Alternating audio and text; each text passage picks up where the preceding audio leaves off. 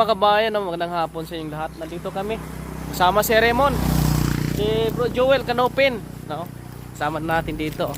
At maghatid kami ng ayuda. Dito nagbibigay po ng ayuda si Ate Imelda Bayani every month dito kay nanay. Pangkonsumo at may ipinabibigay din po para sa kanyang apo. Ay, kamusta nay? Oh. Ano iyan? Lungag mo? Ano?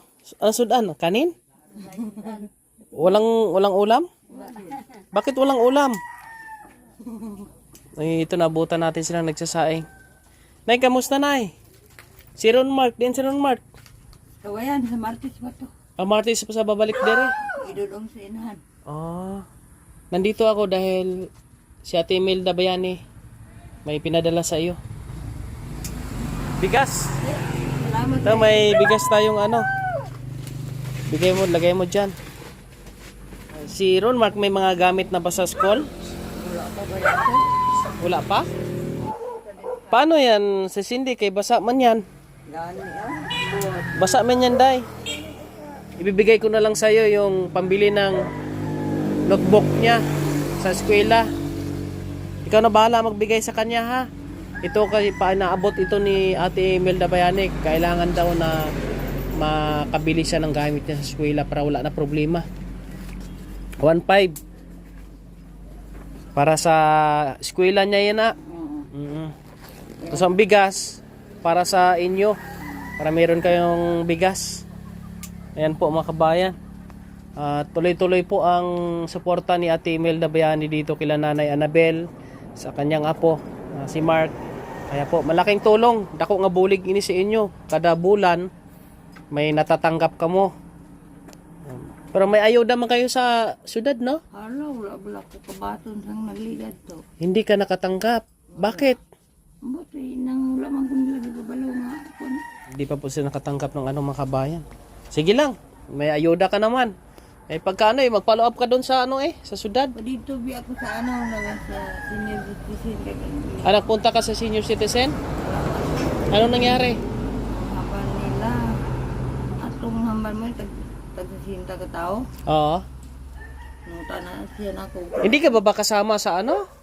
Hindi ka pa upod sa mga senior na makatanggap ayuda? Hindi ka pa upod? Wala. Kawawa naman sila ni nanay dito. Mga kabayan, no? Sa DSWD po si Palay. Sana po matulungan din po natin ito, mga kabayan. Sa mga pamunuan dyan ng DSWD. So dito, may PWD pang alaga si nanay. Tapos hindi siya kasali, no? Sa mga senior na makakatanggap ng ayuda. Pensyon sa mga senior, wala ka.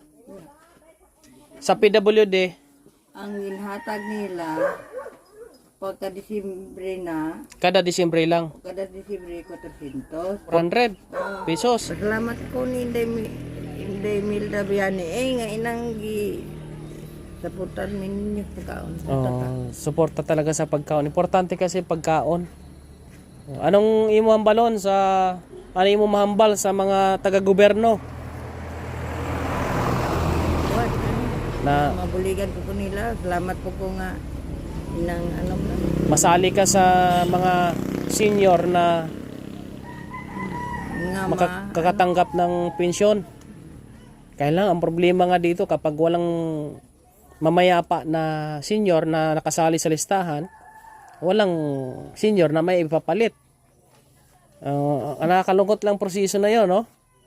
Ayun talagang kadalasan na ano nila, rason.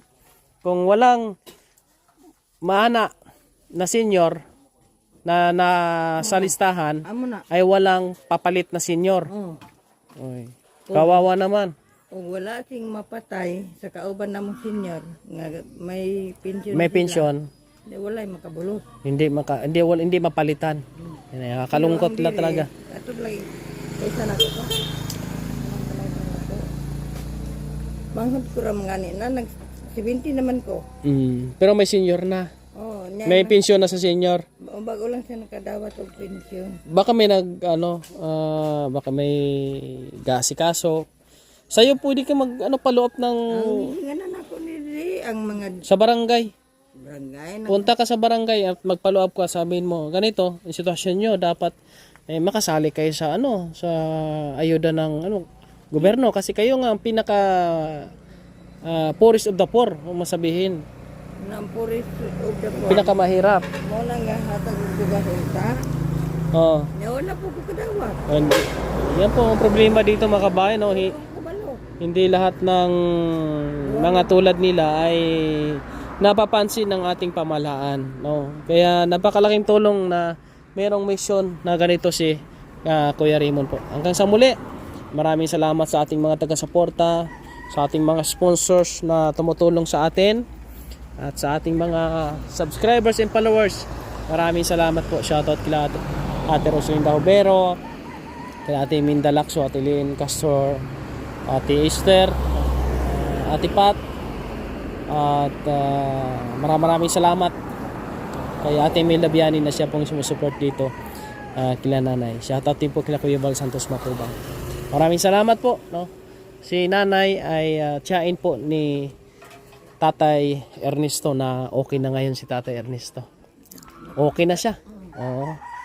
Day, mabili ka na ng ulam. May pera si Lola. Ano ni mo namo to? Bawasan mo na.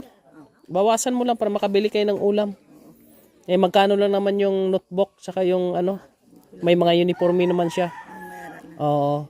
Mahalaga ay meron kayong makain. At si Ron Mark ay meron ding magamit sa school. Continue yung kanyang pag-aaral. Day, dito muna ako, Day. Loto na yan, makaon ta. Makain tayo. Hirap na hirap siya sa niya, oh. Ayan po mga kabayan, ito kayong bahay ni Nanay Annabel. Bahay ito ng kanyang anak. Medyo alanganin na rin po mga kababayan. Kasi ngayon, wala man tayong dito, wala pa tayong budget para ay si Nanay Annabel ay matayuan ng bahay kubo mga kabayan. Kaya ito, medyo okay pa naman ito, hindi pa siya mabasa dito. Sa kablato. Ha? Kailang bulok na talaga yung no? Wala pa kasi akong budget na wala tayong sponsors para sa paggawa ng bahay ninyo. Ay. Manok. Kung may ara lang Ayan po mga kabayan. Dito lang sila, oh. Ayan, oh. Ito po yung bahay po nila. Pero maganda pang yero mo, no? May mga kahoy ka man dito. Ha? Wala ka ding mga kahoy, no? Sige, tingnan lang natin kung makakaroon tayo ng sponsors or makatulong sa atin. Damo ba ni akong gamit dire pero hindi ni ako sa bata na ako ng isang tagyan sa balay ni. Ang isa man ang tagyan sa loblak ini iya sa ako na po. Sige. Sige na ya. Dasal lang tayo sa Ginoo na tayo. Ang ka maayo sa tanan ng sponsor. Yeah, oo. And God bless sa ating pong mga sponsors po mga kabayan. Maraming salamat and God bless sa inyo.